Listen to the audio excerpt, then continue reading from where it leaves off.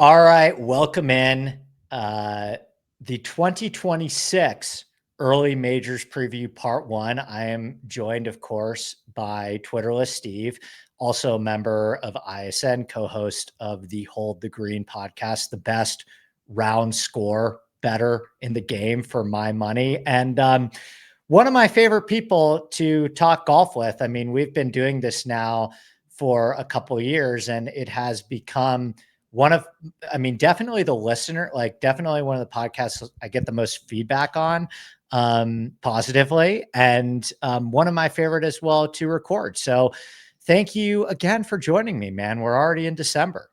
Yeah, I'm always looking forward to our annual talk in December where we both scour the internet. You used AI this year. That is a new wrinkle in the proceedings. I am very high on AI.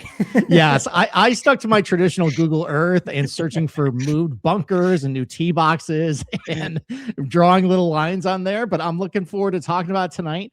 Obviously we got the Masters, which we talk about every single year. We can talk about how the tournament goes as far as stats wise, any changes, which, spoiler alert, there really isn't any that we know of this year. But I'm looking forward to breaking down Aronimink this week with you. We've kind of bantered a little bit about some of the things that setup wise, what they could do, some of the challenges. And then next week, obviously, talking about Shinnecock and Royal Birkdale. I think we're going to have some great stuff with that. I'm looking forward to spending the next 2 weeks with you. Yeah. And Augusta is probably, I have a lot of interesting stuff on Augusta from some of the data stuff I've been looking about over the past 5 years, but it's theoretically the one of the four majors that we'll probably spend the least amount of time on, just because people know the golf course so well. And so there isn't a lot. There is some new angles that I've been looking at that I found interesting over the past couple of years that I maybe have not have spoken about before. But we'll probably try and spend the least amount of time on Augusta. And then where we could hopefully primarily provide more value is on the golf courses that are new, that we don't really have strokes gain data on. Although we do have two 2018 events at BMW Championship for Aronimink, and then of course the U.S. Open that Brooks won at Shinnecock. And 2017 was Birkdale, right? Spieth. Yes, Spieth, it was. Spieth Kuchar. Yeah. So anyway, Steve, let's hop right into the Masters. As you mentioned, there were some changes ahead of the 2025 Masters. The lengthening of 13, right, was kind of the big. Was kind of 2 years ago, wasn't it? Yeah, you're right. It might have been before the 2024 Masters. Yeah, I think last year was the reaction to how it played. And, that's always interesting when they actually make a major change. You have, okay, what's in theory going to do with the golf course, who's going to favor, and then we react to some of the scoring after the fact. But it seems like this year, the only things they're doing is not even to Augusta National, it's to the Patch, which is the municipal par 3 that I think Tiger Woods has his hand in too. Like, all the resources are basically going to that. Now, it seems like there's always something little they do to the course. Like maybe they change a green, or maybe they add a little bit more short grass or fairway to stuff, but it's always very subtle. And you don't usually know it until maybe the media guy comes out. And it's, when they do that stuff, it's hard to handicap exactly how it's going to play with the tournament. Is it really material? So this year, though, it doesn't really seem like there's a whole lot to breaking down the golf course as far as any mysteries to it. And like you said, now we have a lot of data on Augusta National. We have strokes gain data, at least in tournament wise, going back to 2021.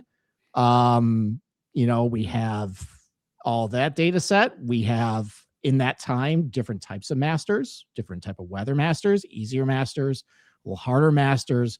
We've seen some changes to it. So, I came to this podcast tonight just kind of wondering what the heck we're going to talk about, because it seems like we have a lot of stuff we say every year about Augusta. And like, I always try and challenge myself, what's like something new to bring to, the conversation this year. And it gets to be a struggle, more and more of a struggle every single year talking about this. I love talking about the Masters, but from content wise, it's getting harder, I think, to come up with new stuff for the audience. Well, let me throw this at you. I can pose this question for you because I think that we can go off this a little bit. I mean, scoring average wise, we've basically settled in this. The last 5 years have either been won at 10, 11, or 12 under. You had Rory last year at -11, Scheffler at -11 in 2024, although Scheffler still won at -11, but the scoring average was over a stroke harder in 2024. I went to that Masters. That was really, really tough conditions. You did as well. Yep. Yeah, particularly on that Friday afternoon, I remember just being really brutal. And that was when Scheffler really started to separate himself. 2023, Rahm was -12 with a 1.0 scoring average. 2022, Scheffler was -10 with a 1.86 scoring average, is even four tenths of a stroke harder than 2024. And then 2021, you had Hideki, who won at -10 with a 1.0 scoring average.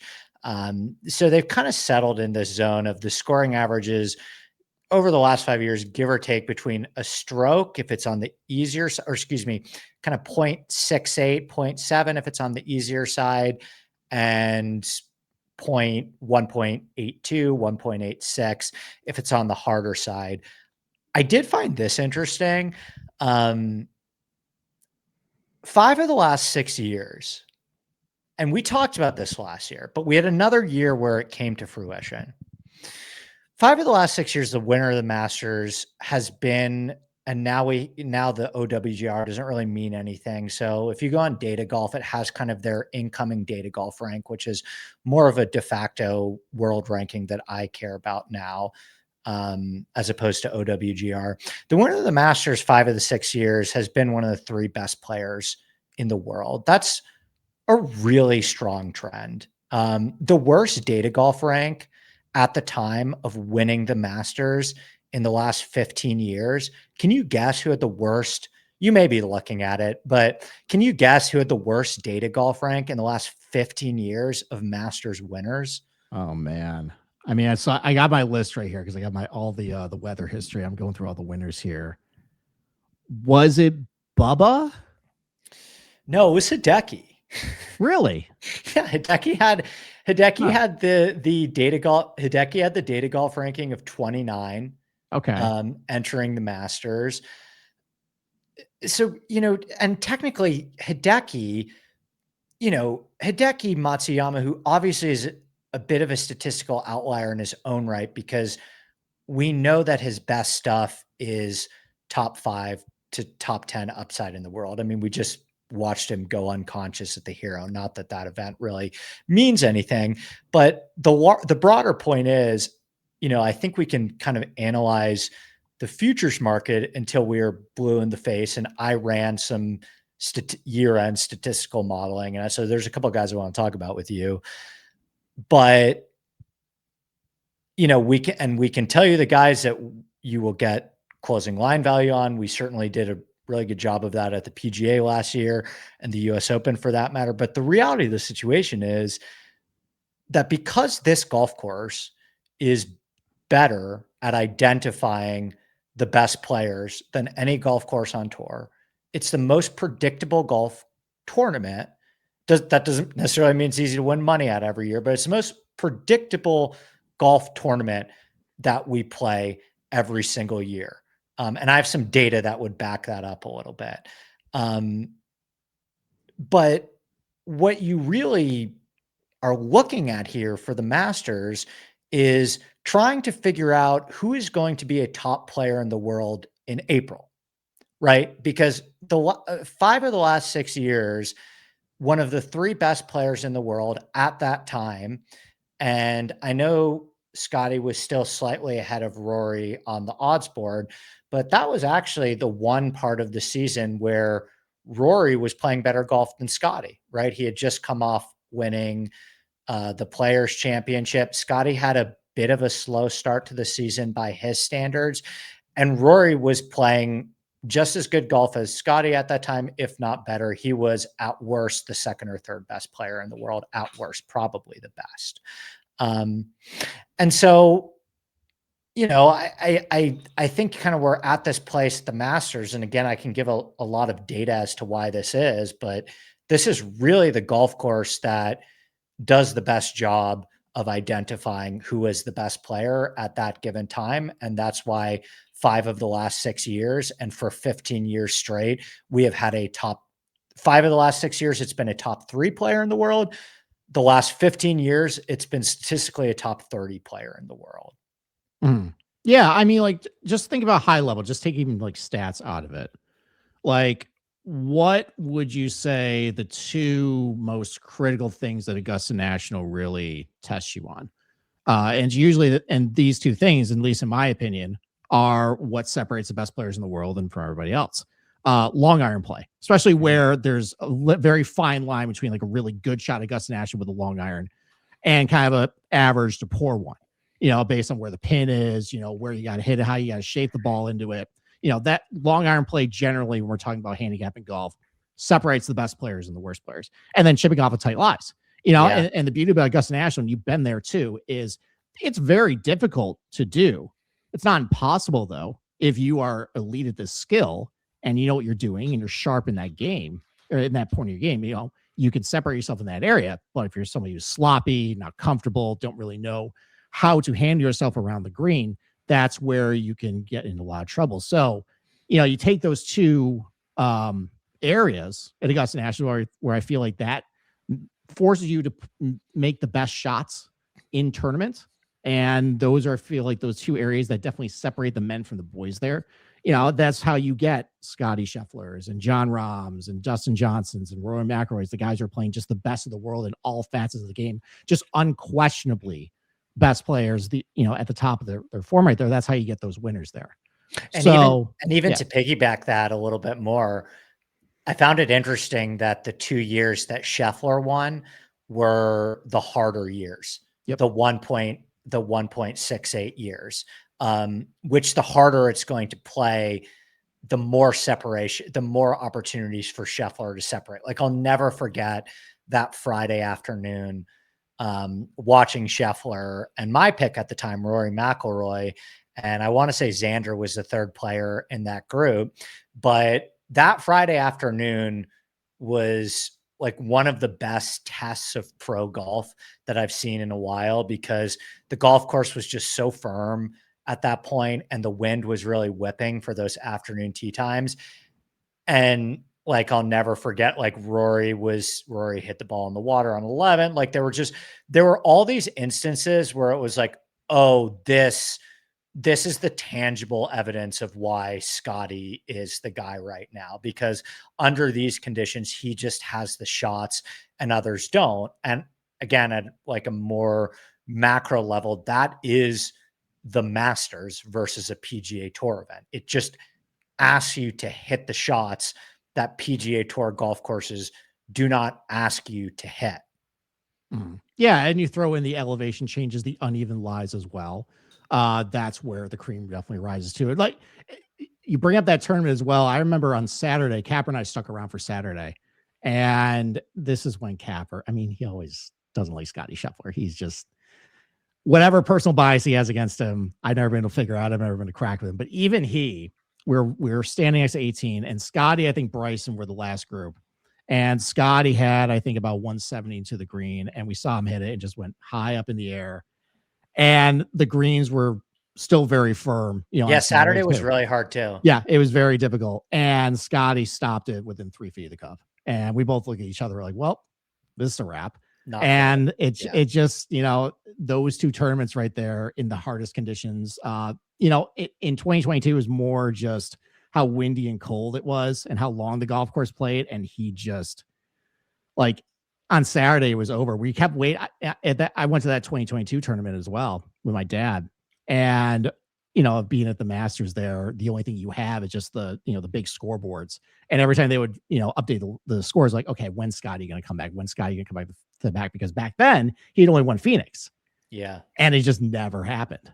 And it's in the harder years, it does seem like when you have a guy like Scotty Scheffler playing top of his game, or anybody, you can definitely separate yourself because of these two areas. So But yeah, like it kind of has taken a little bit of the fun out of handicapping this tournament as far as odds wise, because you do have this strong trend of just, okay, identify with the guy who's going to be the top 2 or 3 player in the world. And there's very few guys. And I who feel like didn't in win pro golf. last year. That's like that other Yeah. really so Rory's dad. Yep. I mean, yeah, and I mean, there's always I talk about this because I think we teetered this edge this year at Oakmont, where there's always that line of generally at a macro level, the harder the golf course is ball striking, the better players are going to separate, the easier it is going to be predict if you're looking at incoming strokes gained off the tee and strokes gained approach. There always is that line where when things get so hard and it gets so windy and suddenly it becomes so maybe short game dependent. And Oakmont kind of teetered this line, kind of got right up to the edge where it almost became so hard with the lies that you would get in the rough that the scale starts to tip back into more unpredictable, right? And what Augusta does really well is it never really comes too close to that line. Part of that is because there's no real rough on the golf course. There's always a recovery shot, but it never plays hard enough where it teeters the edge of high variance and high unpredictability. Now, the most unpredictable thing that I would say about the Masters is when I looked at the top 10 finishers of Augusta strokes gain wise over the last 5 years and figured out the percentage of strokes gain total, how that broke down for every individual category. Mm. And for approach, it was 32.7, around the green, 25.3, putting 22%, off the tee 20.4%.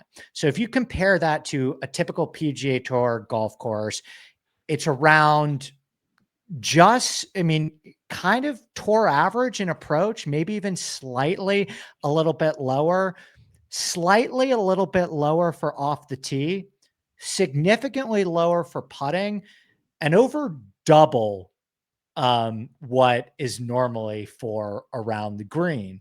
So in theory, like the most unpredictable aspect of Augusta would be that every single year, at least over the last 5, there's this heavy, heavy, heavy emphasis on around the green play, right? And there's a million different reasons for that. Like, as you mentioned, like the chipping off of short grass is going to allow more recovery shots and creativity for the best players in the world. It's really going to allow like the true short game artists to flex their muscles, like a guy like Patrick Reed and Cameron Smith. Like, that reason there is why you see those guys also play well at Augusta, despite not being the best ball strikers. But I didn't really think of it, data wise.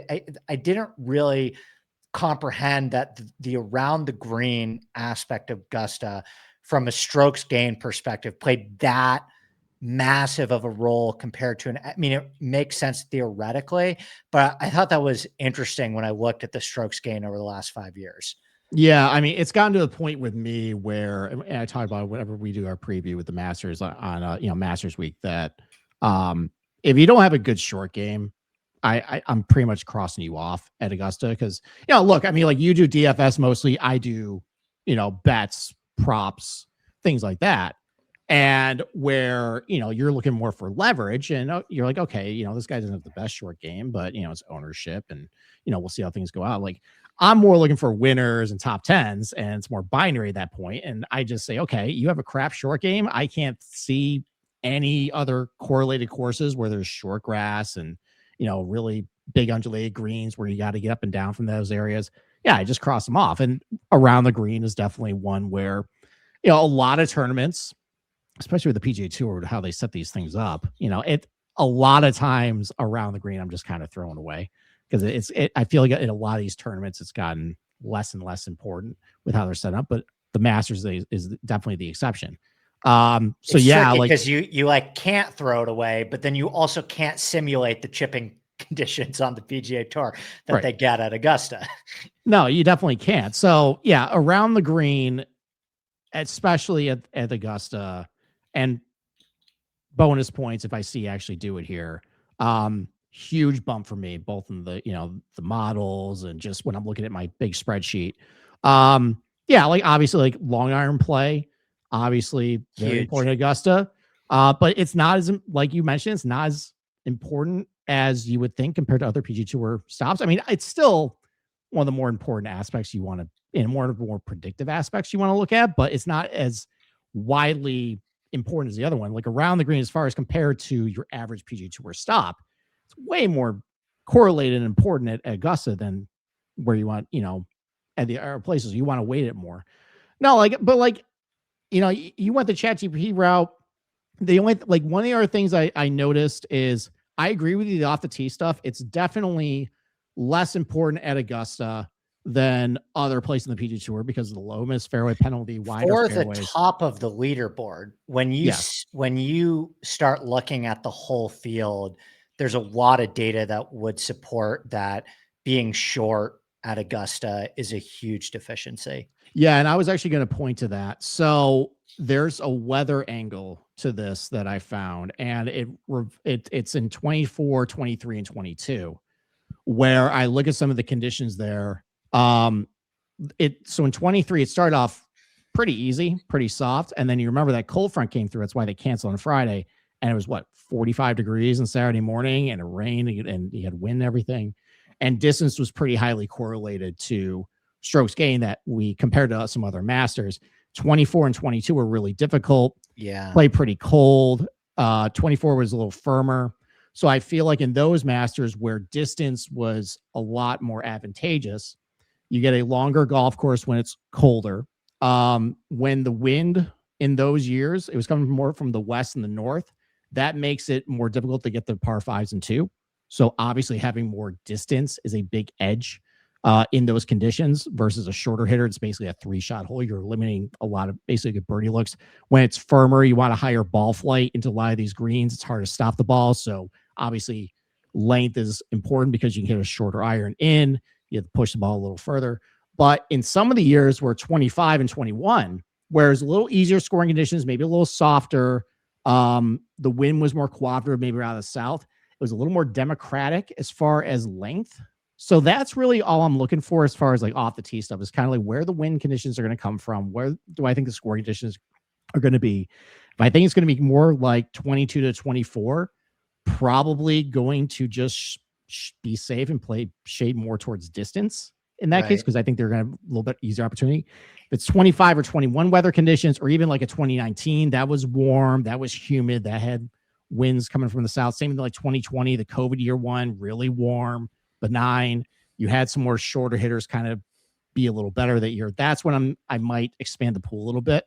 But yeah, otherwise though, that's really the only off the tee consideration I'm really going to make is just I'm going to look at the weather report and see what it's going to favor as far as like, is length going to be a little bigger advantage that year or not? And that's obviously stuff we'll get to way closer to when the tournament actually happens. We don't have a weather forecast or anything like that. As you mentioned, I've been fiddling around and experimenting with like teaching ChatGPT how to build certain models for me. And you have to like, it takes a lot of time. Like you have to upload a lot of data to them and upload a lot of CSVs. And a lot of the time they'll do something and you're like, no, that's not what I'm looking for. But then like, if you kind of correct them, they can do some interesting stuff with data synthesis that I have always kind of wanted to do, but definitely can't do on my own. And so one of the things that I had them do for me that I was looking at was I took all of the strokes gained for the last year, true strokes gained on the Data Golf Quarry tool. I created it to reflect the top 10 finishers at the Masters right over the last 5 years. So I gave a huge bump to like things like short game, obviously lowered putting a lot.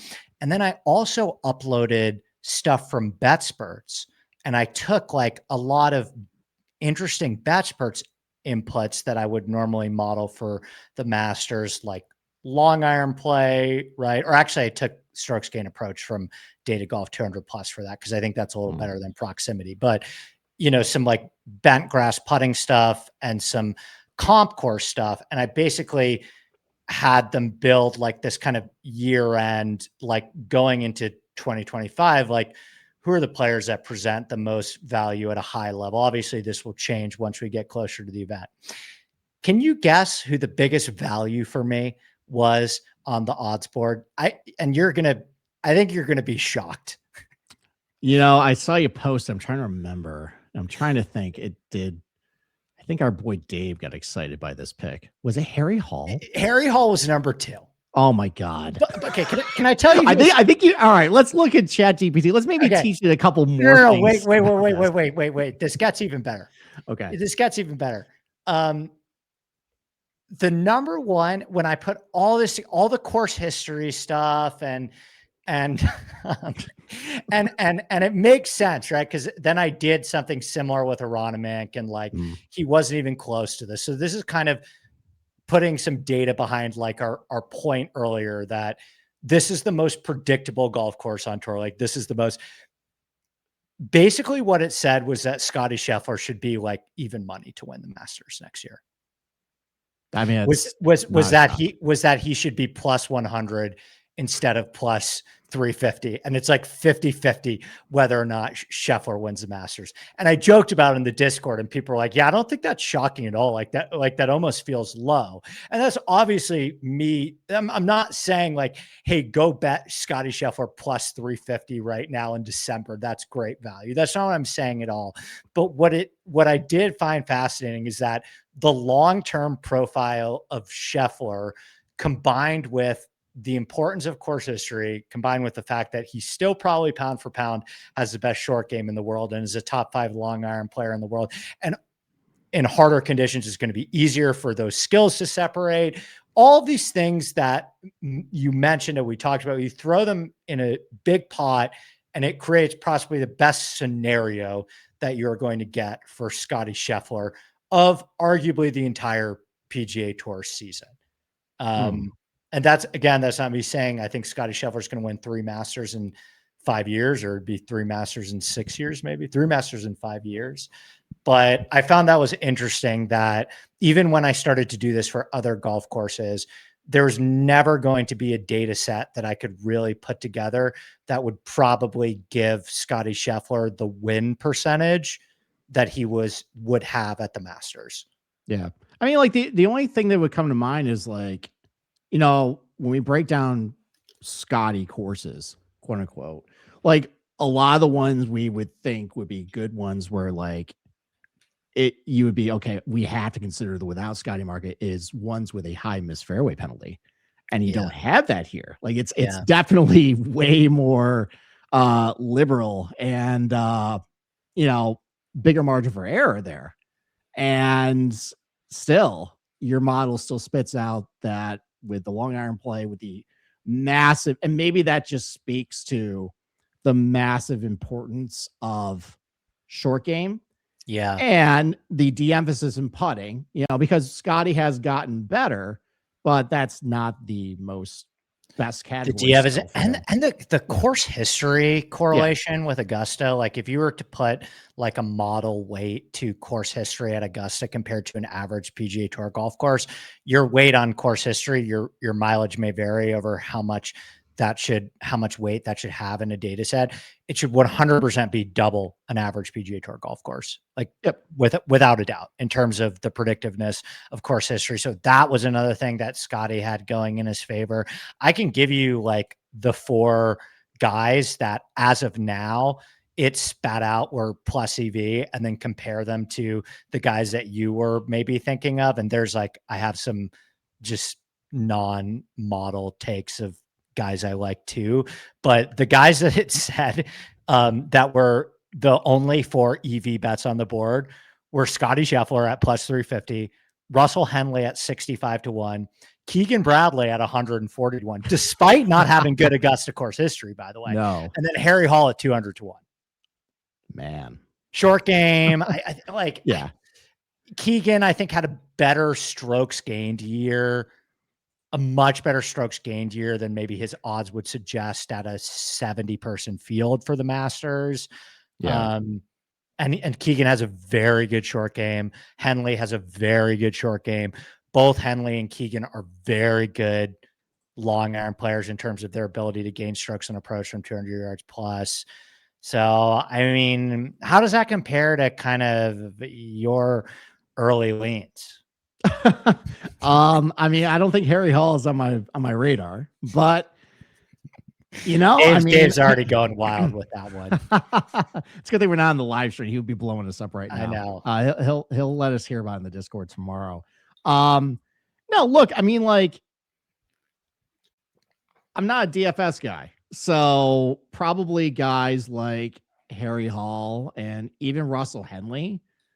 I mean, just because the lack of length that he does have, like, it's most guys now, it's hard to find somebody who is truly really short on the PGA Tour, and Henley is one of those guys. Yeah, it just makes me nervous. Short, yeah. It's hard for me to take him seriously for, okay, like, am I going to take a guy that short, especially if Augusta National is playing really cold or you get that north wind where you can't reach the par fives, like, unless it's a situation, like, I don't even think you can get a situation at Augusta like 2007 where Zach Johnson laid up on all the par fives anymore. Right. Just golf is different now. Especially with Aronimik coming up too. Oh, yeah. Which I think is going to be like, just like in his wheelhouse as well. So, right. So it's harder for me I'm not going more that avenue right now.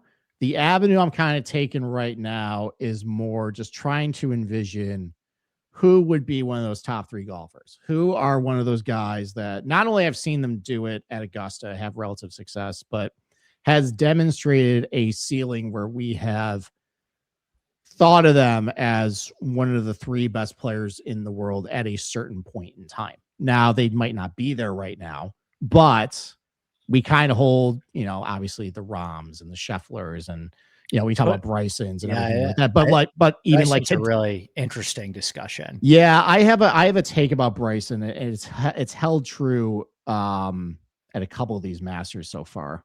But we think about a guy like Hideki, where, in any given point in time might be the 18th best golfer in the world. But you get these little short spurts of Hideki where we have seen him look like one of the top 5 players in the world. It's those types of guys where we just say, okay, this guy has that 5th gear. This guy has that in his arsenal. Can he get hot for 4 days? Can the conditions be right for him? And that's more what I'm looking for as far as like who I want to bet. Now, granted, I don't really have a lot of appetite to bet anything right now for the Masters, just because you shouldn't. I don't think you should. I think, and I've already made a bet for the PGA. And like, we'll talk about why the PGA and the US Open are the best futures markets to bet. I think we probably agree on that. Whereas like the main, I mean, what would Scotty have to do to get lower than plus 350 at a golf tournament? I mean, I'm sure there were Masters at some point where Tiger went off at even money. I know he went off at even money in PGA Tour events on a somewhat regular occurrence during his prime. But I don't think Scotty Scheffler is ever going to have like the name brand value to get that much lower than plus 350 at a golf tournament. It's just, Yeah, I mean, it would take injury or something catastrophic with the putter, like what happened in 2023, where he just would lose. Put in the bank, he's losing a stroke putting around. Then at that point, the invincibility is a little bit off of him. But even like at Augusta National, like, I don't think the books would have the ball. Like, that's why like Jordan freaking Spieth is still like 30-1 to win the Masters. Like, the books don't have the balls to like put him any lower, because they know that as soon as they put Scotty, like as soon as they say, okay, Scotty's kind of drifting a little bit, the public's just going to pound Scotty at that point. So, but it would take something like that, injury or just something going completely haywire with a putter again, and he's just completely lost, and that's what it would take. So and I mean, even like the model that I ran, it's more descriptive than predictive, right? It's more like, this is what has happened over the 2025 season. And these are kind of the keys to success at the Masters right now. If the golf tournament was played tomorrow, who would be statistically have the best opportunity to win? But Scotty's putter could go downhill in 2026. Like that's a very real possibility. What was your thing on Bryson? Because Okay. yeah, because I'm interested in him too, based on he's finished 5th and 6th the last 2 years at the Masters. Yep. So there is something key with the golf course that I've noticed that as the tournament has gone on, he has gotten significantly worse at. When the greens are, and I think it relates to the fact that they don't let him take his TrackMan on the greens, because he likes doing that to measure like the ball speed and everything, how it rolls. They don't let him do that at Augusta. When the greens are a little softer, a little slower, he's had more success than when the greens start kind of getting firmed up and they get quicker and slicker and he kind of loses it there. And we saw it happen in 2024 because he got to a great start. Remember, those greens kind of started a little softer because it rained before the tournament. And then you saw the golf course just flip, got bone dry, and he couldn't make a putt the rest of the weekend. Last year, you got a little bit of rain. It was a little more benign. Greens were running a little slower, but by the end of the tournament, greens were starting to quicken up a little bit and firm up. And lo and behold, round 4, he couldn't hit a putt. So until I see him actually have success at Augusta, when the greens are really firm and like really crispy, like if I see those types of course conditions at Augusta in the forecast, I'm going to have concerns about Bryson because I have not I've not seen him be able to do it there. And he's actually said in his presser as well. I think in 2024, he got up there and said, when the greens get really fast, Augusta, I can't handle it. I haven't learned that yet. So until I see him do it, as far as like betting him to win, it's tough for me. So that's my Bryson take overall. Like I think, like I used to have a lot of concerns about him just trying to blast it everywhere. And like there was the COVID year where he was just going to overpower it. And he's gotten a lot smarter with how he plays Augusta. And he's gotten a lot more control off the tee than he used to as well. Totally. So a lot of those concerns, because even though there isn't a big missed fairway penalty, if you really blast it in the wrong places, like you're putting yourself out of the hole. And he was doing that. He's not doing that as much now as he used to. And it's going to come down to just, can he actually learn how to putt on these greens when they get really firm and crispy? And if he does figure that out, then he can put together the 4 complete rounds and put on a green jacket. But that's the one doubt I have for him at this place, is being able to conquer that particular aspect. Very well said. And I mean, for me, it was always, because I do think Bryson at a high level is a very good putter. He won a USAM at Oakmont, right? Was that Oakmont or Olympia Fields? I think Benny On actually won at Oakmont, and Bryson, he might have been low-am at the DJ. He was low-am there. I think he was low-am at the DJ Oakmont. I think his actually USAM win might have been all effort that when you get going on the next thing. But what was interesting to me about Bryson is he did gain around the green for the first time at Augusta last year, and he gained significantly. Now that could be an outlier, but again, like looking at players, how they have performed around the green at Augusta, I think is a really big deal. And so you have a player like Bryson I think he gained 1.77 true strokes per round around the green last year, which is a huge departure from, him losing around the greens in some cases significantly over the last couple of years. Any of the live guys with me, Steve, it's like a little bit of a wait and see on, and I mean, listen, the future bet that you made on Bryson that we talked about on this podcast last year to win the PGA Championship, from a win percentage aspect, I'm not sure if there was like you got more CLV on a bet you placed all year, because you bet him at 25-1, 20-1. Yep. He closed on some sharp books to win at Quail Hollow at plus 600. I mean, we'll get to the PGA in a second, but yeah, I mean, I do think Bryson is capable of solving Augusta at some point, but it's certainly it's not like someone I'm jumping at super early. Is there anyone else you want to mention before we go into Aronimink on the odds board? No, because I think Aronimink is going to be a lot more Yes. wide open, and I think we can talk about more players there. It's just like we sit here in December 8th, and we've seen that's one of the hottest player in the world, the best player in the world with 5 of the last 6 years. We know what the skill sets you need to win at Augusta. You know, it kind of is. We'll see what happens. Like, just looking at the odds board for the Masters, there's just not really a whole lot of value. Like, yes, Harry Hall is the second biggest plus EV bet on the board. If you want to bet Harry Hall now, go right ahead. It's a free country. I don't know if you want to trust my ChatGPT rabbit holes, but yeah, I mean, there's Harry Hall, sure, like a good DFS play at 6,700 next year, I'm sure. Anyway. You know what? I'll be way more amenable to that. Okay, let's dive into Aronimink, and as I said, some of the stuff I had on Augusta was more data centric, whereas Aronimink is going to be more architecture centric for me and you as well, I'm sure. I mean, I just want to talk about like the PGA Championship at a high level for a second here.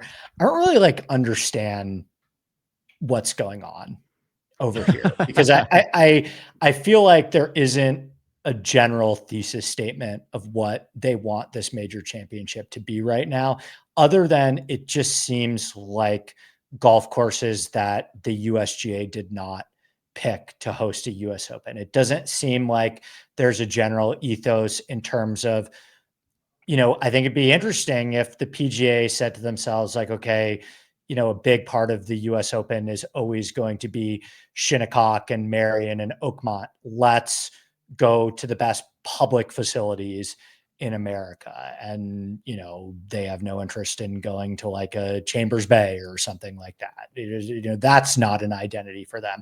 It doesn't seem like we're going to be almost as hard as the US Open, right? Because you have some years like Southern Hills and Oak Hill where you have more of a US Open style championship, and it's very, very challenging from a scoring perspective. And then you go to a course like Valhalla, and in the tournament, there isn't actually much of an effort to make that golf course. It was never going to play as hard as Southern Hills or Oak Hill, but they really kind of gave up on even trying to make the golf course hard during the tournament. And Quail Hollow, I mean, what did we talk about so much the week of Quail Hollow is like, this is more of a signature event, right? Like the setup is going to be synonymous, very similar to the Quail Hollow that you have seen at the Wells Fargo Championship. And it was, right? So I'm just a little confused about what this championship is trying to be. And I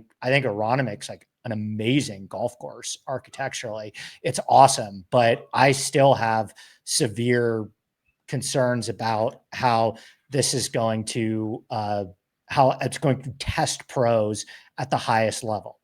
Yeah, I mean, this is not going to be an indictment of Aronimink, any of this conversation. I think for members, I think it's a great golf course. I think it's a great piece of land.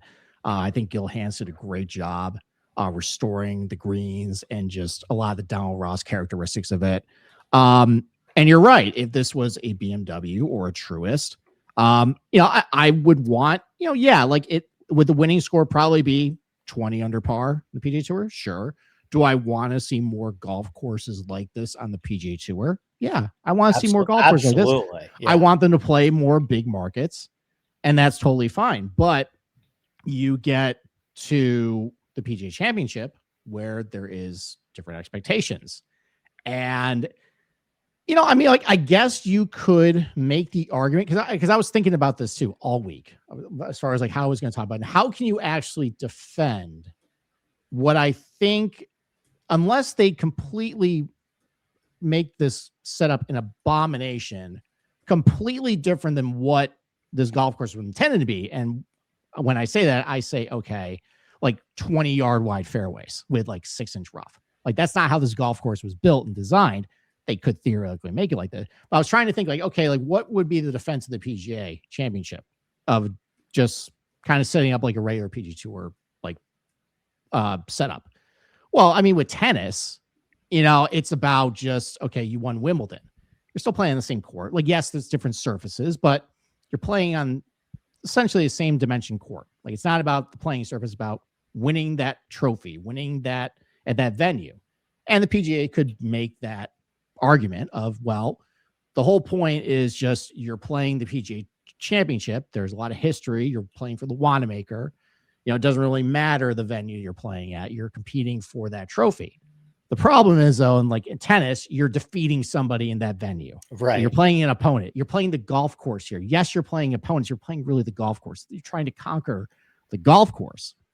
And there is a certain level of expectation as far as how the golf course will fight back against these pros. And when you are going to set up the golf course to about 7,240 yards, which I was able to find a couple tee boxes that they added. Right. And by the way, like no fault of Aronimik, like as you mentioned, like there just isn't any space. It's not like Augusta where they could just buy up Newton Square, like they just don't have the space to make it that much longer. Yeah. Yeah. So it's literally in a box. So if you look on Google Earth, it's a box where it's surrounding neighborhoods. You literally, like you said, you'd have to buy a bunch of $500,000 homes and then bulldoze them. And that's how you lengthen the golf course. And there's no space in the property either to really do anything unless you want to completely tear it up and, reroute it. So, it's in the PGA's defense as well. They picked this venue to host the 2026 PGA before that 2018 tournament. And did they know that equipment was going to advance this far in 2025? Right. I was going to ask you the other question. Did they also pick this venue before the move away from August? Because I know with Oak Hill in 20, so they picked it before when they thought that the tournament was going to be in August. Yes, because I'm trying to think the timeline, because Bethpage was the first one that moved to May. Right. That was 2019. And then they obviously picked it a couple of years before that. So yes, this was picked before they knew it was going to move to May. Which we've talked about this before. I really hate that it's in May. I really do. And I think the best reason why I would describe why I think it being in May is ridiculous is because there's an area of the country that you are very much severely limiting in terms of how a golf course can be displayed. Like there is not a good golf course in the Northeast. Oak Hill is a perfect example of this. And I think Aronimik may run into the same problem in terms of rainy and wet and cold and not being able to achieve the firm and fast conditions that it would have in August. I mean, there's not a golf course in the Northeast, which has some great, both classic historic PGA championship, major championship venues, and also some major media markets. There's not a golf course in the Northeast that the agronomy team would tell you it's better presented agronomically in May than it is in August. No, there's not a single one. I mean, there's no argument. I mean, in terms of the golf course, it being in May is not going to be the golf course that Aronimik's members play in August or September. No, there's only one advantage to playing in May is that, and this might be a lever the PGA pulls to try and toughen it up, is you can grow some pretty healthy, thick ryegrass rough in May. You can. We would talk about that as like the only potential defense to the golf course is if they decide to go that route where they just say to themselves, we can't make it any longer. Oakmont was pretty hard last year. Quail, people maybe complained a little bit. Didn't get that hard. We didn't have much rough at Quail. Valhalla was really easy. Maybe there's a bit of a market correction and we say, we're going to try and trick it up a little bit because that's really all you can do to Aronimik to really curb scoring in a serious way. Yeah, and like to go back to what you said about Oak Hill in May, by the way, we got very lucky up here, at least to start the tournament, where and I work in my day jobs in an industry that relies on winter weather. And I can tell you that the winter up here was good for everybody else, bad for skiers and bad for my particular industry because it didn't snow. But what that did was we actually also didn't have a lot of rain leading up to Oak Hill. So if you remember the first two rounds were actually pretty firm. Yeah, they're Like great. the ball was bouncing, but that was like the outlier of Right. what it could be. Now we're going to be coming out of this year where my company happens to be very bullish about what the winter is going to be for my company. It's going to be very wet. It's going to be very saturated. Obviously, if you live in the Northeast, you know that it's been snowing a lot. That snow is going to melt and it's going to saturate into the ground. And then you're going to have the spring showers. And yeah, you're probably going to have a very wet Aronimink, similar to what you had in 2018, maybe not quite as wet as what that tournament 2018 was a torrential downpour. I mean, joke. I don't know if you remember this, but they had Yes. to move it to Monday. I think they couldn't even play it on Sunday. They had 3 inches of rain fell over the week of the 2018 BMW, and that's an outlier in itself. So some of the data from the PGA Championship from the 2018 BMW, it was statistically, when I looked at the regression, it was statistically one of the biggest putting contests of the last 10 years. And like Valhalla was somewhat ended up being a putting contest. And I just think the PGA Championship has kind of like boxed themselves in a zone, often by being in May, often by some of the venues that they select, where there's just like not much that they're going to be able to do outside of tricking the rough up really crazy to make. And I think it's going to be a harder ball striking test than the 2018 BMW won by Keegan Bradley, where the scoring average is -2. Don't get me wrong, but the course isn't that much longer. The proximity buckets aren't going to be that different because we can assume it's going to be at least a little bit firmer than a torrential downpour, but that's also going to be offset by some of the rollout that players would get under slightly firmer fairways. And it's just like, it's just kind of like it's a tough spot for Aronimink. Cause again, I'm like, I don't know what this is. The one thing that I would give the PGA Championship credit for is, for whatever reason, they've produced really great finishes under whatever model they have, whatever ethos they have. Maybe it's luck, but the PGA Championship has had really, really good finishes. Valhalla was a really good finish. Southern Hills is a really good finish. Quail Hollow is a pretty good finish down the stretch there when Rahm really got involved there for a second. But it's not a tournament that's defined by its scoring conditions. It's not a tournament that is defined by its accessibility. It's not a tournament that is defined by its historical venues. It's not a tournament that is defined by media markets, although I'm excited for it to go to Philadelphia as opposed to maybe a place like Charlotte or Rochester or Louisville.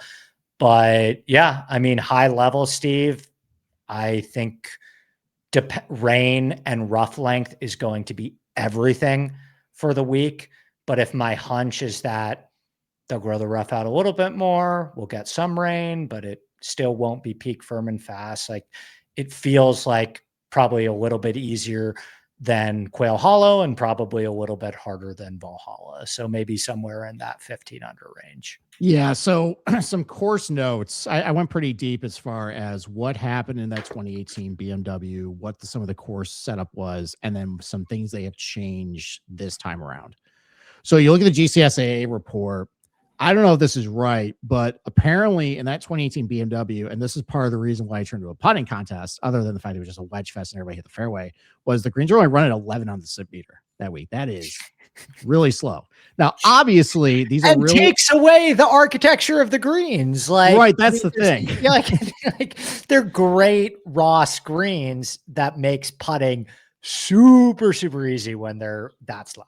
Yeah. Now, obviously, the PGA could speed those up. And if they speed them up, Yeah, I mean that then the greens start to shine a little bit, and then it's maybe a little less of putting contest because you can't just jam in the back of the hole, on those like 6-footers, or like if it's like a 30-foot or something, you gotta be more careful on Or those be slopes. super aggressive on approach and like stick Yes. your approach shots and not worry about the penalty for being short-sighted. Right. Obviously, we talked about the rough. It was only 3 inches back then. If it's in May, if you really want to make it cartoon golf and protect this place, like you could definitely grow it 4 or 5 inches if you really wanted to. And it could be super thick and dense in May. So you could do that, which could be a good setup where like you see it at the Memorial where it's really wide fairways but really thick rough. Like that could be kind of fun because then It it's a kind of little more fits with the democratic. Philly culture too. Yeah. Like I feel like I know Philly really prides themselves on the difficulty of their golf courses and the speed of their greens. That's like a very common thing around country clubs in Philly. And that's why it's unfortunate that this is in May and not in August. Because I do think Aronimink, for all intents and purposes, for everything I've heard, is like a really hard golf course for its members. Yeah. But under soft, you give PGA Tour pros soft conditions, and it's different game. Well, this is what we saw at Philly Cricket Club last year. The best comp, right? Like architecturally, like proximity bucket wise, like probably the most agronomically, like location wise, geographically, the most similar to Aronimink. Yeah, right?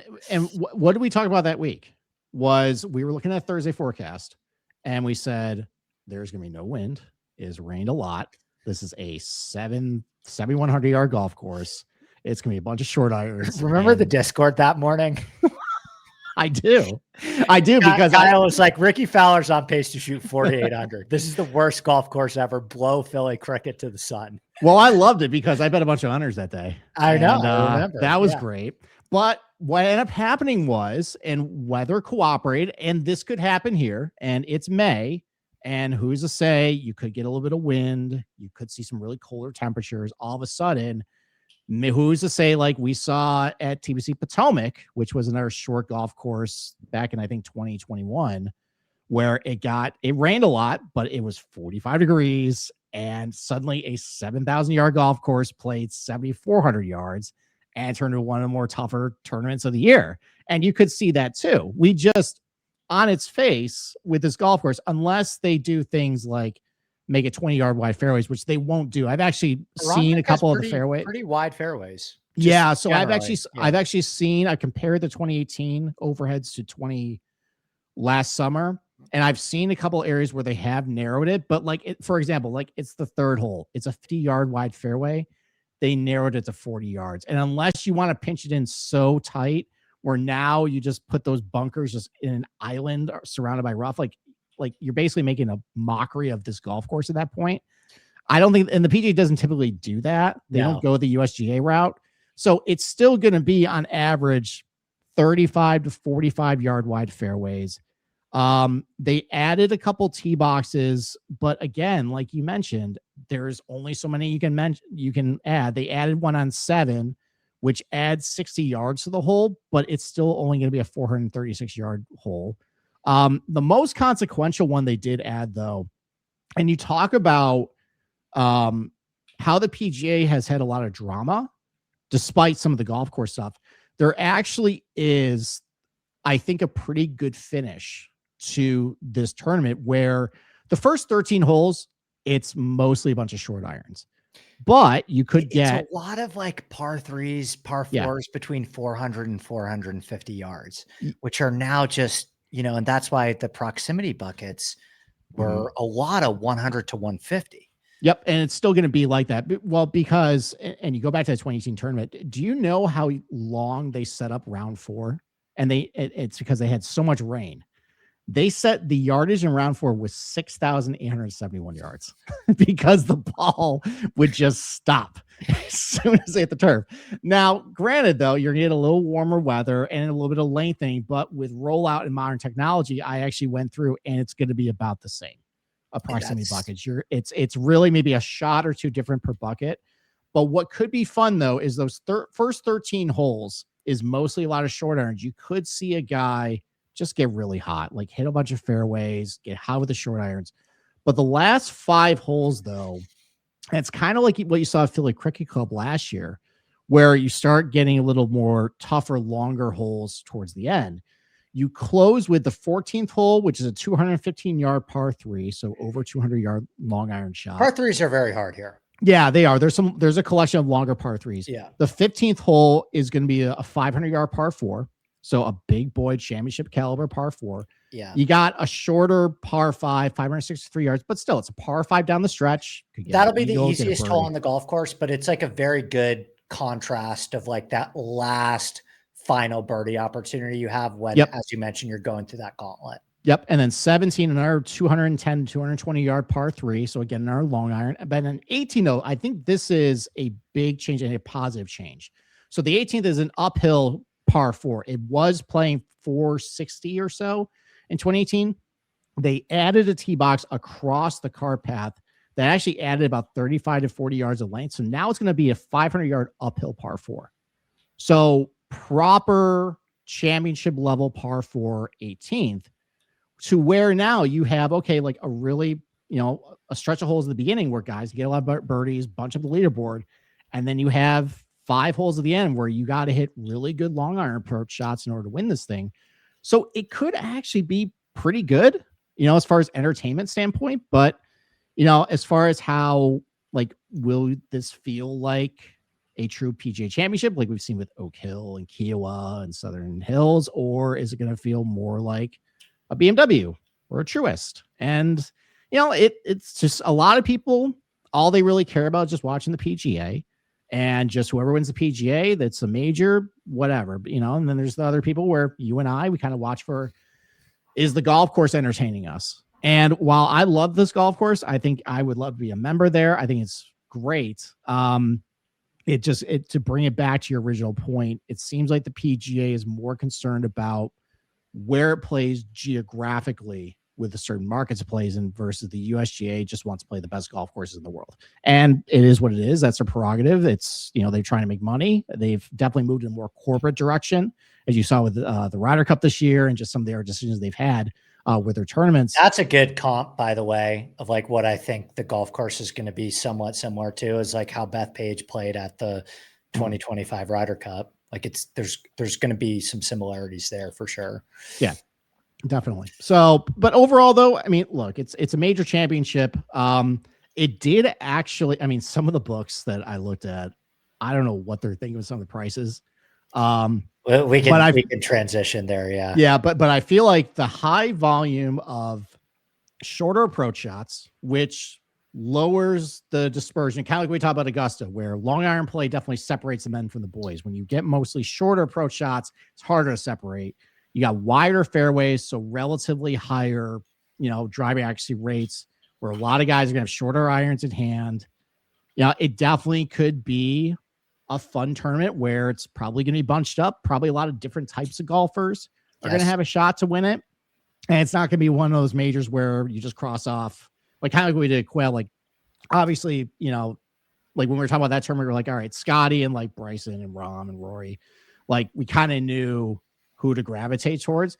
This is going to be a lot more wide open. I think that makes it a lot more intriguing conversation from an odds perspective in December. And there's definitely some guys that, I mean, based on, I think the book's just being wrong at some of the prices, but there's a lot more creativity, I think, and you can open your mind and envision more guys winning this thing where you couldn't say that at other places. Totally agree. And when I put some numbers to it and kind of tried to do the same thing that I did with Augusta for Aronimink, with kind of like what I think are going to be the keys here, the scoring conditions, what matters, the short iron play, some of the comp courses and stuff like that.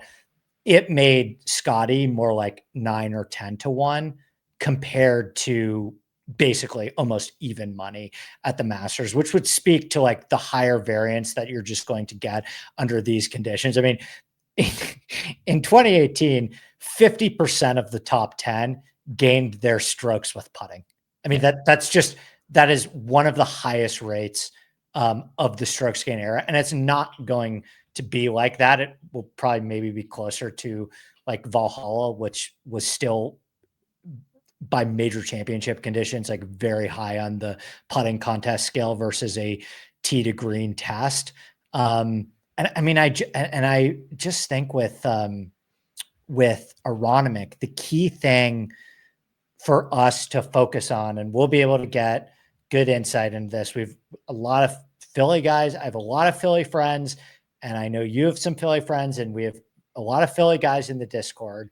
And the guy editing our podcast, Josh, big Philly guy himself. I think the thing you're really going to want to pay attention to in the weeks leading up to the PGA Championship is as much intel as you can get on that rough length, because that rough length to me is the key, because that is the thing that is the only variable that I think they have left to really curb scoring in a serious way and really change the nature of how the golf course is going to play. It's going to be the amount of rainfall that Philly gets in those 2 weeks leading up, and what we can decipher and figure out about what rough length they're going to give us for. And that was everything. That was everything at the PGA last year. Is like, as soon as we figured out that the rough length at Quail Hollow was going to be overseeded and low, and like the overseeded truest Wells Fargo Quail that we've seen,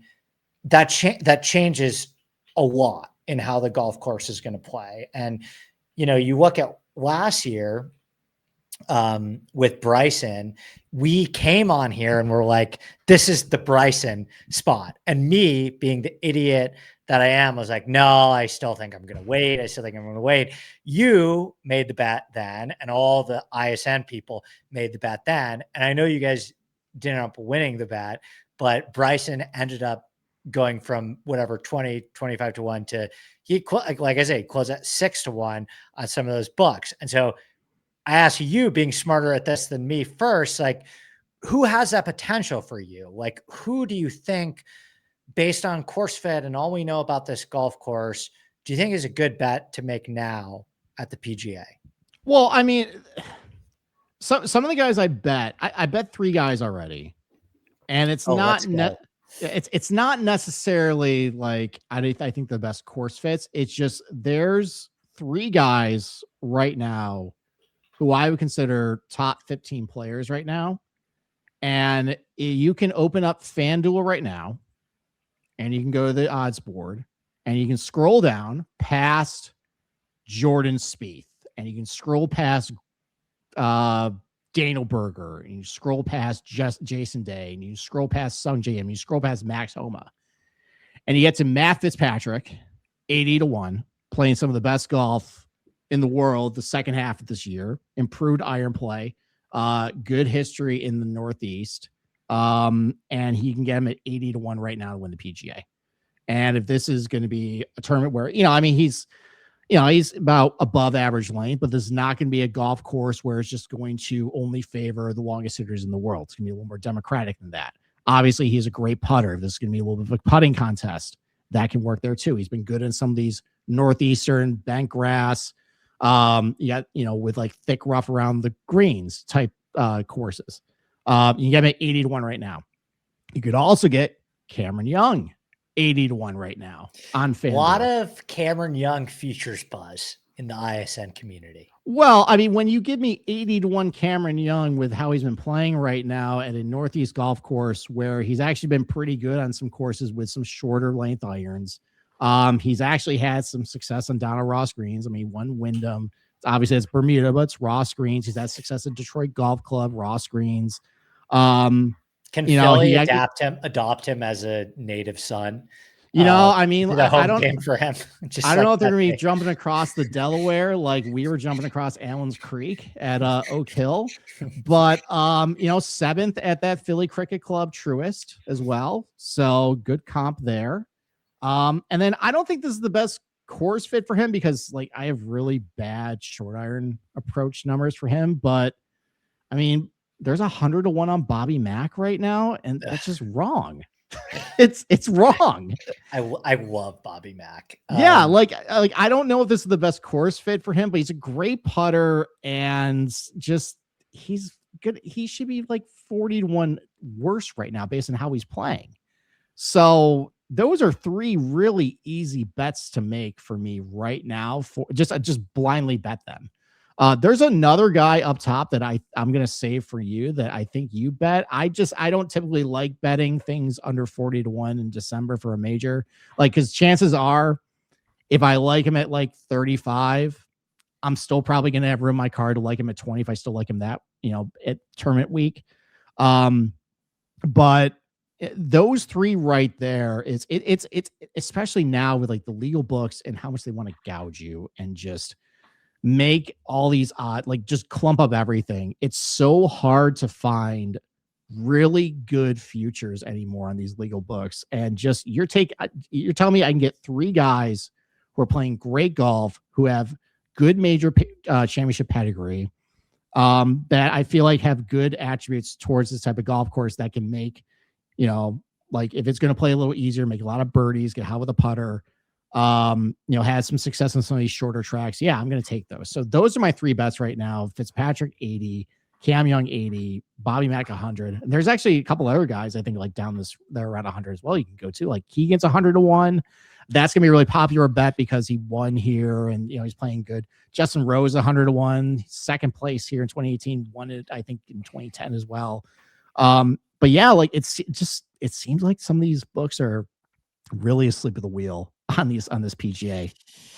Yeah. And I'm glad you mentioned Keegan. He was kind of a big one for me that I would highlight.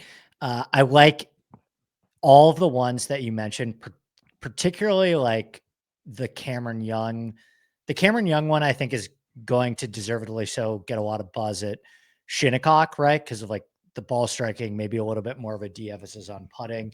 And I think Aronimik could suit him quite well too, given what you saw at Philly Cricket and like his experience on this sort of Northeast agronomy. I did something probably really stupid that I can't even really blame AI for this, even though my model said that he should be around 18 to 1 for this event. But this is purely, Steve, a result of like me and Brian having not enough to talk about at this time of year. We both bet Tommy Fleetwood 33 to 1. That's who I knew you were going towards. And I thought about that too. And I don't hate it. The case that I would make is I think there's going to be a lot of buzz around Tommy at Shinnecock, and there's going to be a lot of buzz around Tommy always at every Open. And he just like perpetually sits at Open championships at 25 to 1. And for some reason, okay, so all of like just like the firm data, like I get it. He doesn't win golf tournaments at the rate that he should win golf tournaments. I'm totally with you. You just like at strokes gained, which is essentially like the efficiency at which a player gets the ball in the hole. Tommy Fleetwood has been a top 5 guy in 2025, like just bar none. Like the level of consistency that he produced, this was Tommy Fleetwood's best year. He leveled up from a consistency standpoint, kind of in a similar way to like the year that Xander had before he won 2 majors, right? Like where you just saw like that consistency just go up a huge notch, right? Tommy Fleetwood, also the only guy outside of Rory McIlroy in this field with top 10s at both Philly Cricket Club in 2025 and Aronimik in 2018. The other thing that I like about Philly, the other thing that I like about Fleetwood in this spot is I feel like I talked about how the rough is kind of the biggest variable that I still have questions about, of like how long is a rough going to be? And if they really grow the rough up, the fairways are still going to be wide enough that this could really turn into an accuracy test. Like accuracy could be way more important here than it was, say in 2018. If we get a little bit firmer conditions and there's a really high miss fairway penalty, that's going to only help Tommy Fleetwood. At a high level, he's one of the most accurate drivers of the ball in the world. And even if we don't get those conditions, he's shown that he could play great at like a soft Philly or soft Aronimik as well, and like get hot with the putter in that way as well. So I thought 33 on Tommy. I don't know if I'm going to get CLV on this. Like Brian was like, man, like I think like Tommy's going to be a 25 to 1 guy next year. And he might be. I don't know. I really don't. I mean, he was kind of a 25-1 guy last year before he even won the tour championship, but 33 felt a little fat to me. So I have one more guy I want to talk about, but your reactions to my somewhat impulsive Tommy Fleetwood bet. No, so that there's two guys at 33-1 that I considered. Fleetwood obviously is one, and the whole reason, like you just mentioned too, is the variable of the rough. Right. Like what if they decide, okay, we're going to really take advantage of the Northeast conditions right now, and we're just not going to mow this rough at all. Anyone who has a yard up here knows that overnight it can get really long. Right. Well, if this is just like 5-inch Philly and the culture of like, yeah. What if this is just like 40-yard wide fairways where and all the holes, like, it's not like where like you go to some golf courses where like, yeah, like the fairways might be kind of wide, but it's awkward tee shots. You got hidden dog legs and everything like that. You got more shape to shots. Everything's pretty much right in front of you. So if you just hit your stock shot, like you're comfortable just aiming towards the left bunker, peeling it back in like a 10-yard fade or something, you could do that. Or you're comfortable hitting like a 5-yard draw, you can do that here. You can do that at Aronimink. And if you make it 40-yard wide fairways where it's very easy for everybody to hit, but you have super thick rough, and it's a very driver heavy golf course as well. Like there's no real opportunity, or there's no real reason to keep the driver in the bag on some of these holes. So if you're somebody spraying all over the place, and if it's 5-inch rust, like, yeah, you could be able to muscle it out. But if you're having a tournament that might be a little softer and you give these guys a lot of short irons, going to be a lot of birdies, you're probably going to cost yourself those scoring opportunities. And, you could say par. There's also a lot of holes too where the greens are raised as well. So if it's really thick rough, it can make it very difficult for you. And, these are Ross greens. If you're missing a lot of greens, it could be difficult to get up and down because they're big greens, a lot of character and undulations to them. So it's definitely one where they could make an accuracy contest.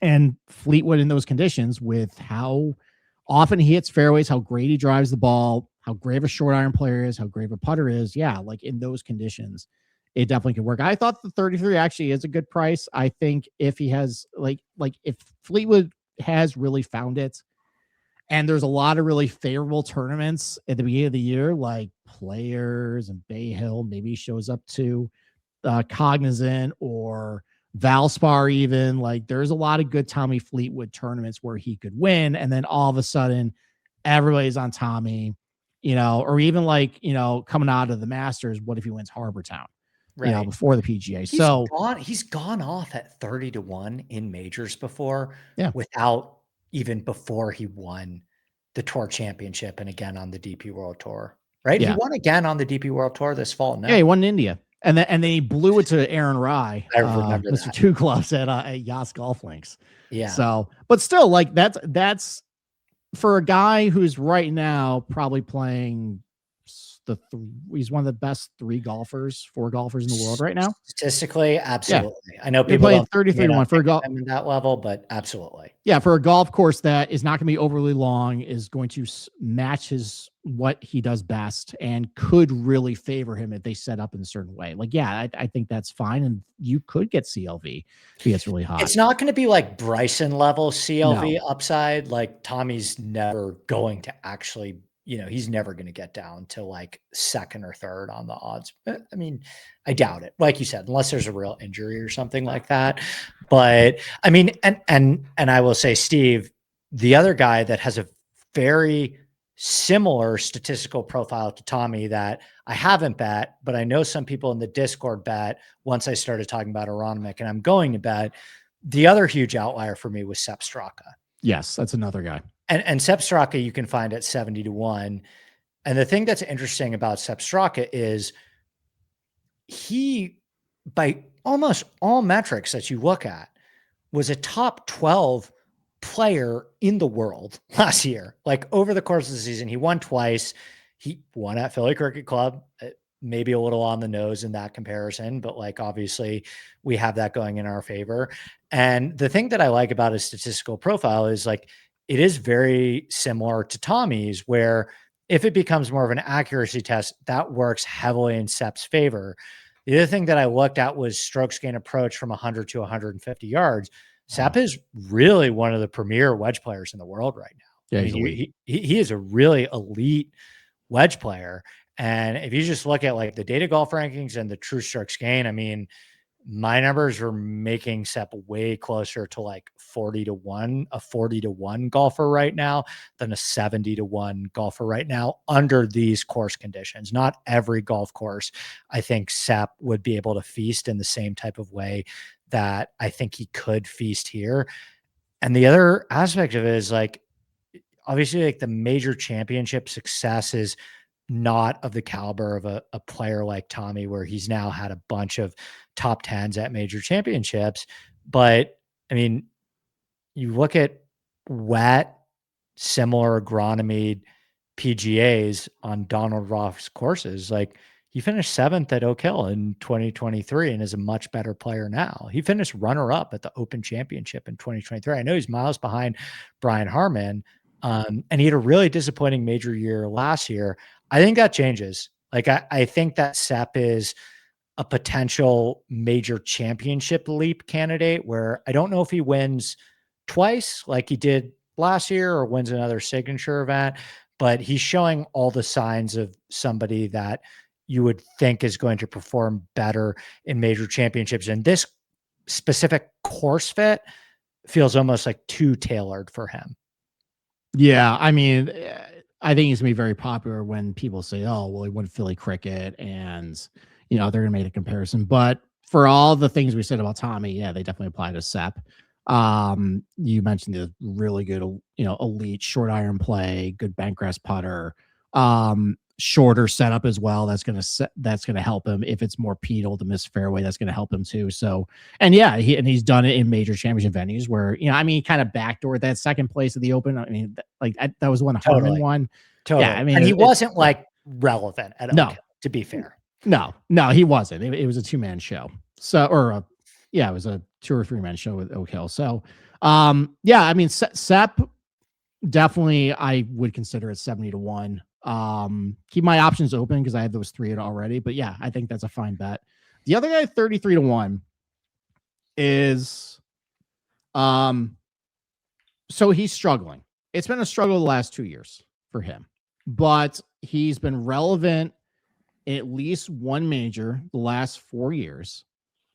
Whenever we want to usually pick this guy, usually talk about his short game, but if you get him on a golf course where there's a little more rough around the greens, that's tended to help him. Yeah, I think I bet him at Philly Crick. Yeah, I did too, and he was awful. Yeah. But he's had a lot of success at PGAs, including Valhalla. If we think this is going to be maybe more of a putting contest like that one, and Oak Hill on Donald Ross greens, and Olympia Fields where he won more of a classical setup, Murfield Village, like where that has a little wider corridors but really thick rough. Yeah, well said. High miss fairway penalty. And his iron numbers are great. He actually he's been hitting a lot more fairways, at least lately, than he had been. Like the driver can still a little off, but we've seen him be one of the best drivers in the world at his peak. Victor Hovland, 33-1. I don't know. I don't know if this is something I want to bet right now, but I can definitely see it with what this place could offer, where he's been good, that I definitely could find myself putting him on the betting card. And kind of moderate a little bit too. Like if I'm seeing, okay, there's definitely signs old Hovland is close and is good, might be coming back. Definitely somebody I'm monitoring who I would want to bet here. He's an accurate driver as well. He's a really scary futures bet. Yes. Because I think the range of outcomes based on like who he is and his seeking mentality and tinkering mentality is terrifying as a futures bettor, because like there was a period where Victor Hovland was at this time of the year 18-1 to win certain major championships. Yes. And I know like smart people and smart golf bettors that, bet 25-1 Victor Hovland futures bets. And he went off in those major championships at like 45-50-1. Mm-hmm. I bet him at Valhalla at 45-50-1. Yeah, it's a great bet. So I think there's a range, but I think on the course fit and the comp courses that you talked about, it makes a tremendous amount of sense. Also because when Victor Hovland is playing well, accuracy is a real strength for him. And so is bent grass putting. Like he has had a lot of success on bent grass. I mean, actually, I'll kick it to you because I have a hard-ish out to go pick up Natalie. But is there anyone else that you want to mention before we wrap up here? Besides the fact that it's December 8th and I'm going to commit right now that I will not get fooled by Patrick Cantlay at a bentgrass golf course. I think I'm good. I'm good. I think so too. I mean, it was a really interesting litmus test that I did all this research on this 2 majors, and the data, which is usually Patrick Cantlay's like biggest Ponzi scheme and going for him, was not there for him this year for me. Like No. it was not, it was not showing as value based on where he is at in the odds board. Like a big wait and see. I still think he has like top 7 in the world upside, but I don't feel myself compelled to look at him from a futures perspective. So if you had to put one long shot and pick to win for the majors, if I'll give you Scotty for the Masters, and I think Scotty's going to win 1 major next year. I don't think he's going to win 2. I don't think he's going to get the Grand Slam at Shinnecock. So I'll pick him at the Masters. I think it's lame to pick Scotty to win multiple, although that's probably the smartest thing you can do. But I'll go Scotty at the Masters, Henley as my long shot, and then I will go. I guess you can consider Sepp a long shot at 70-1. I'll go Tommy and Sepp for Aronimik. What about you? If you had to pick 2 guys, like one your pick to win, and then one guy above at least like 50 or 60-1. Okay. I mean, since you took Scotty off the board, I mean, I know I had the whole speech about him, but just looking at guys who would be top 3 elite golfer heading in, and he just has been so close. It seems like he's figured it out tee to green. So I'll pick Bryson, 14-1 win the Masters. Sick. I love that. And then long shot, 50-1 or worse. How about, I mean, let's look at the odds board here. Harry Hall's still on the board. I'm not going Harry Hall. I mean, like 65-1 for Matt Fitzpatrick. He's played good at Augusta. He's playing really good golf. That's probably a pretty good price right now for him. It is. So I'll go 65 at Augusta for him. And then the PGA for under like what, 30-1. Yeah, I will, or you know what? I'll put my money where my mouth is. I'll go Hovland 33 for the top guy. And then long shot, I mean, I'll cheat. I'll say Cam Young 80-1, even though that price is going to be cut in half by this time. Next May. I agree.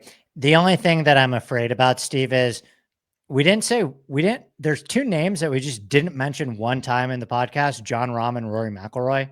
Yeah. We have yeah, we didn't. I don't think we mentioned Scotty a lot last year either. And look how that turned out. Rory is the other guy besides Tommy that has top 10 at both. And like Rory has shown like a affinity also for softer conditions and bent grass and the Northeast. I could see him winning Shinnecock. So maybe we'll talk more. I could see Rahm winning Shinnecock too. So maybe we'll talk more Rory and Rahm in part 2, but thanks for joining me, pal. This is a blast, and hopefully people find it informative and have some bets to make, or at least some things to think about as they enter the 2026 season. What do you got going on for Hold the Green the rest of the year?